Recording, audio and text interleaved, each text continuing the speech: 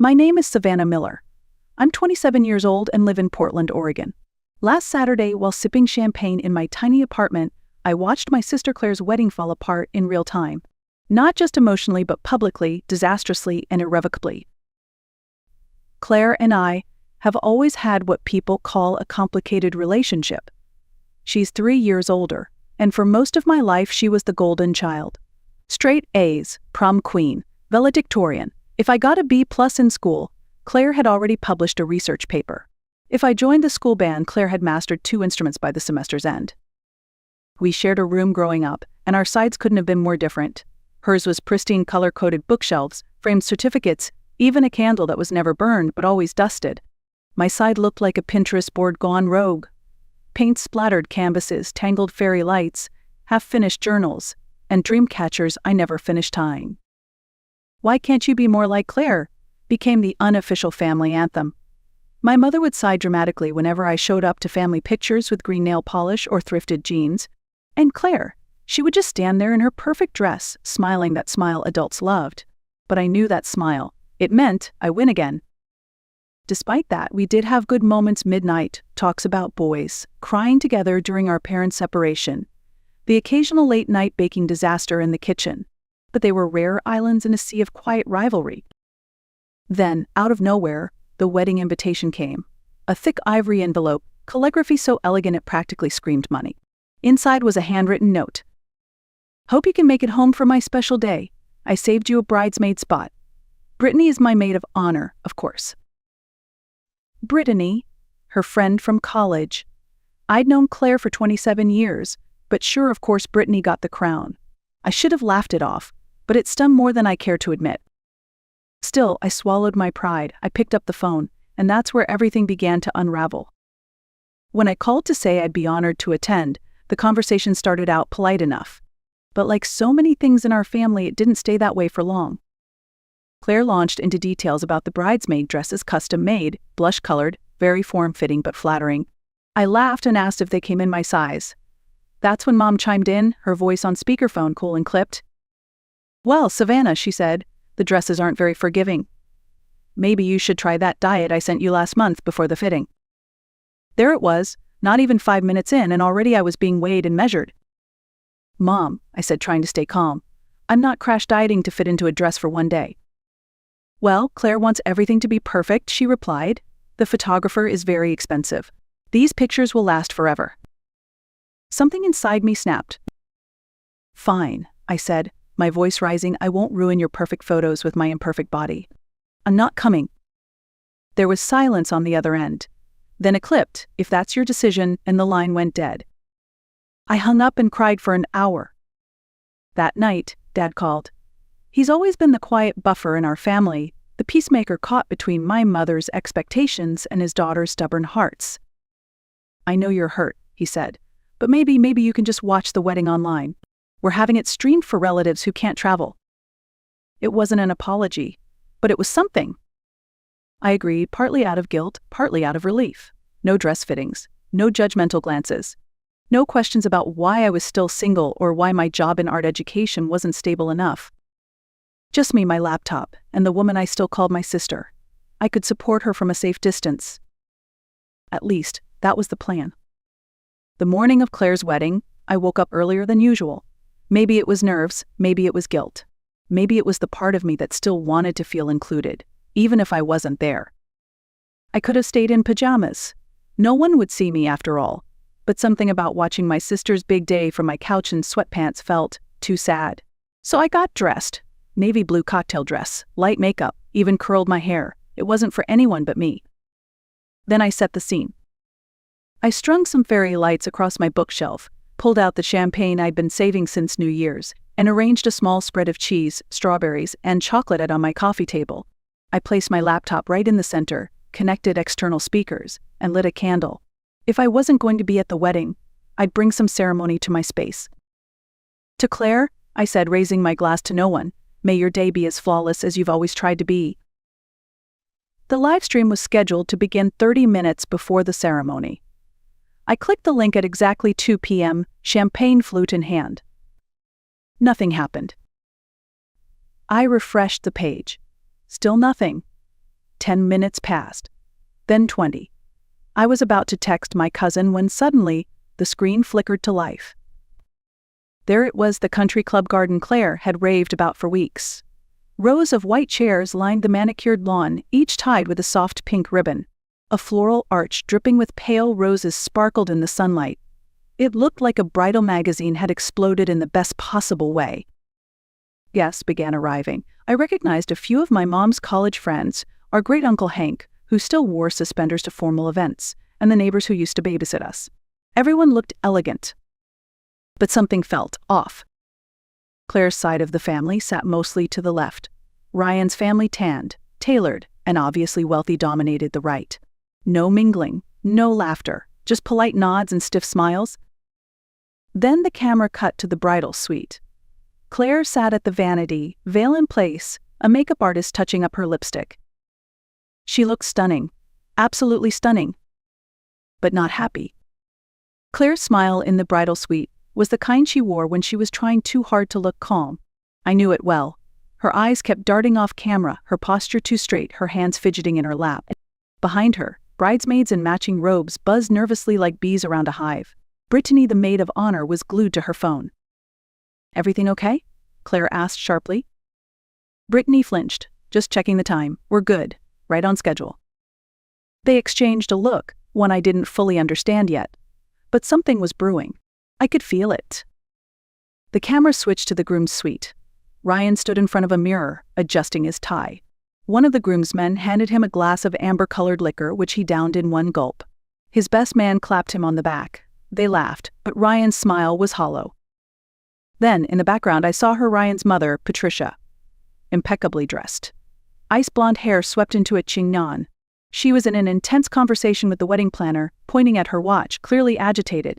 The planner nodded rapidly, scribbling something on her clipboard. The stream glitched. For about 15 minutes I lost the feed. When it came back, the guests were seated and music had begun to play.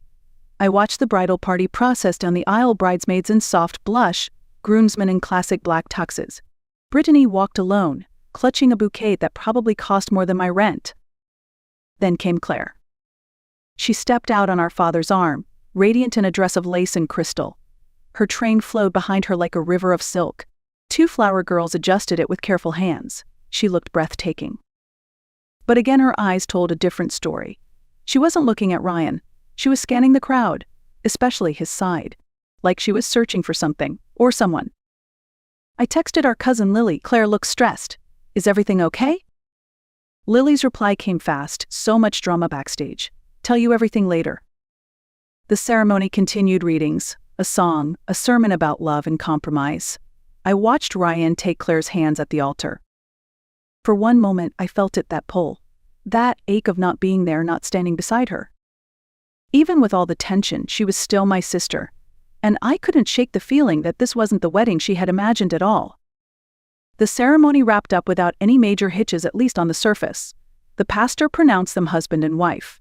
Ryan kissed Claire with the kind of enthusiasm that felt just a little too much for a traditional crowd. Then they turned hand in hand and walked down the aisle as Mr. and Mrs. Whitmore. But I couldn't relax. Neither could Claire, from the look on her face. As guests filtered toward the reception area, the camera followed the wedding party to a picturesque bridge where formal photos were being taken.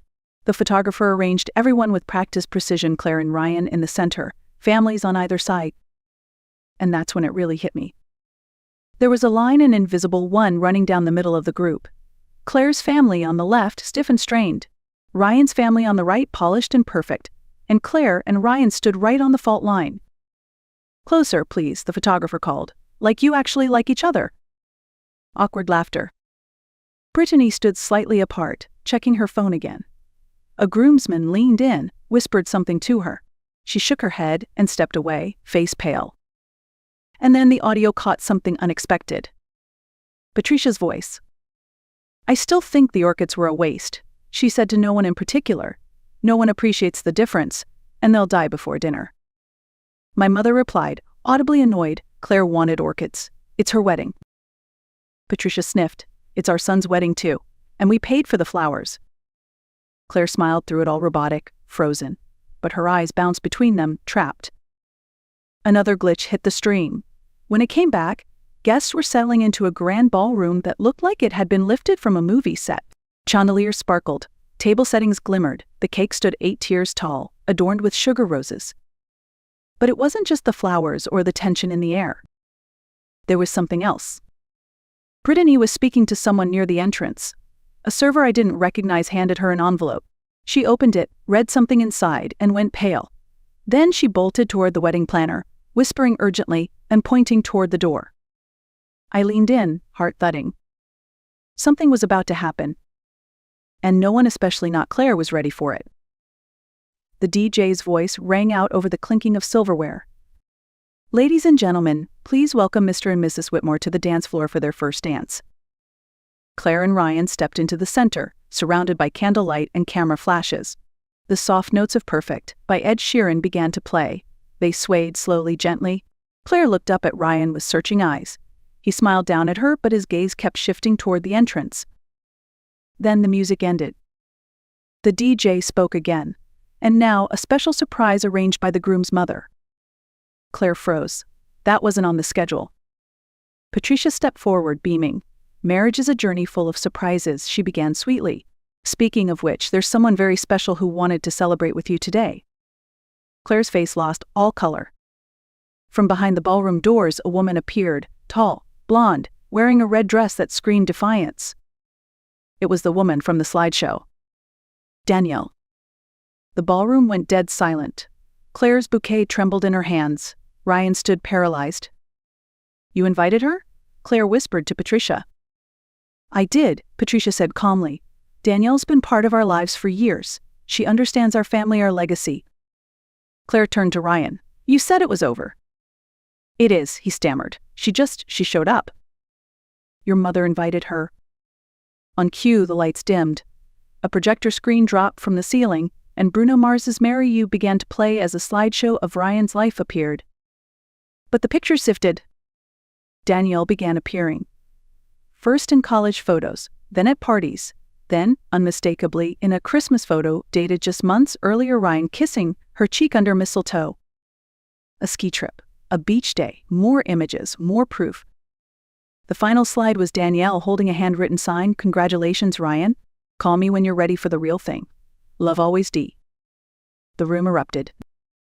Claire didn't speak. She didn't have to. Her eyes said everything. Danielle stood just a few feet away now, completely unbothered. Ryan looked ready to melt into the floor. Patricia folded her arms, proud and unapologetic. And me. Sitting 1,000 miles away with champagne in hand, heart in my throat, watching it all unravel one photo at a time. It was the clearest view of betrayal I'd ever seen. The screen froze. 1 second, Claire was standing in the middle of the dance floor, her face a mix of rage and heartbreak. The next, stillness. No audio, no movement, just the image of her holding her bouquet like a weapon. Ruskan, Lana Ryan? I stared at my laptop, blinking, tried refreshing. Nothing. It felt surreal, like the entire internet couldn't bear to process what had just happened. For nearly 5 minutes I sat frozen too. Then, finally, the stream sputtered back to life. Danielle was fully inside the reception hall now, arms folded, red dress glowing under the chandeliers. She looked like she'd won something. Claire, on the other hand, was done playing nice. You knew, she said, her voice calm and cutting, addressing Ryan. He didn't deny it. Brittany appeared beside Claire and handed her the envelope from earlier, the one she'd received at the entrance. Claire opened it, scanned the contents, and gasped. Hotel receipts, she read aloud. You've been meeting her this whole time. Ryan tried to protest. It wasn't like that. Claire's voice rose. Private like our marriage, or private like the prenup you didn't tell me about until yesterday? Gasp echoed. My cousin texted. She didn't know about the prenup. Ryan promised to tear it up after the ceremony. Claire was unraveling years of manipulation right there in front of 300 guests and me, through a screen. Then Ryan's father stepped in. That ring, he barked, pointing at Claire's hand. It's a Whitmore family heirloom. It stays in the family. Claire didn't even hesitate. She yanked the ring off and hurled it across the ballroom. It missed Ryan's head by inches and landed with a splash in the champagne fountain. The room exploded, glass shattered, guests screamed. Claire's father pushed Ryan's dad away from her. The DJ ducked behind his booth. Patricia grabbed the wedding cake knife, probably not to use it, but still. The image was jarring. And in the middle of it all, Claire stood tall in her now wrinkled dress, mascara smudged, shoulders squared. She wasn't broken. She was awake. The next morning, my phone buzzed at 6:43 a.m. It was a message from Claire. "Need a favor. Do you still have the live stream recording?" I did. As soon as the stream froze the first time, I'd instinctively hit record. Maybe it was the artist in me, maybe just gut instinct, but I'd captured the whole mess. From Daniel's entrance to Patricia's confession to the slideshow and the aftermath. Claire called an emergency family meeting later that day. We connected my laptop to our parents' TV and played the recording back in clips. My mom's face went pale. My dad paced in the kitchen, muttering about lawyers. "I'm not releasing it online," Claire said firmly, "but this is leverage."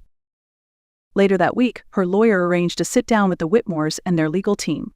Claire insisted on being there in person. "I need to look them in the eye," she said, "not as their broken bride, as myself." The meeting was held in a sleek office downtown.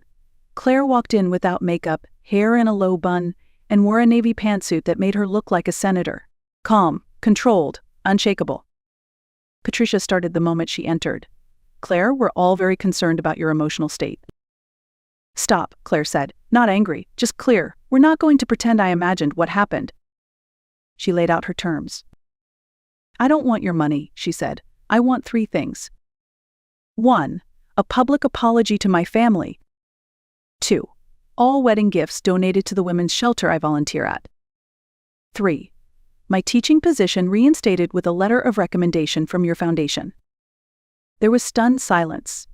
Then the Whitmore's lawyer leaned forward and spoke quietly to Patricia and her husband. After a tense back and forth, they agreed.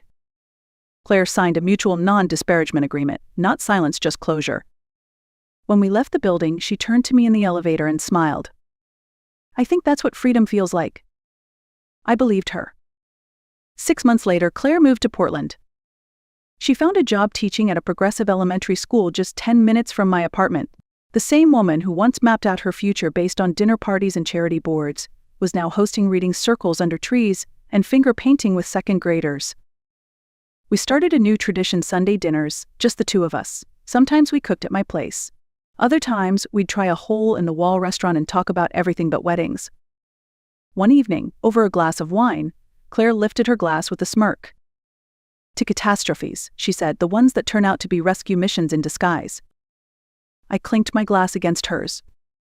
"To sisters who find each other again in the wreckage." She smiled, a real one this time. "You know, I never thanked you, Pearlie." "For what? Watching your humiliation in HD from my couch?" I teased. "For being my witness," she said. "Everyone else was too close, too wrapped up in sides. But you saw everything clearly, from a distance, from love." Her words stuck with me. Claire wasn't the same woman who'd once chosen image over honesty, and I wasn't the family disappointment anymore. I was the one she called when her world crumbled. Last week she signed up for a photography course, the same one our mother once dismissed as a distraction. "I'm not trying to be anyone's perfect wife or perfect daughter anymore," Claire told me. And for the first time in years, I believed her. Because the truth is, we weren't just watching a wedding fall apart that day. We were watching a facade collapse so that something real could finally grow in its place.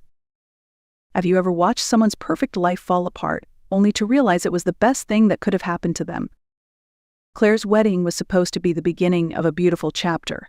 Instead, it exposed the lies holding everything together. But from that collapse came clarity, honesty, and a chance to begin again, this time on her own terms. If you've ever rebuilt yourself after betrayal, after pressure, after pretending to be something you're not, drop a comment below.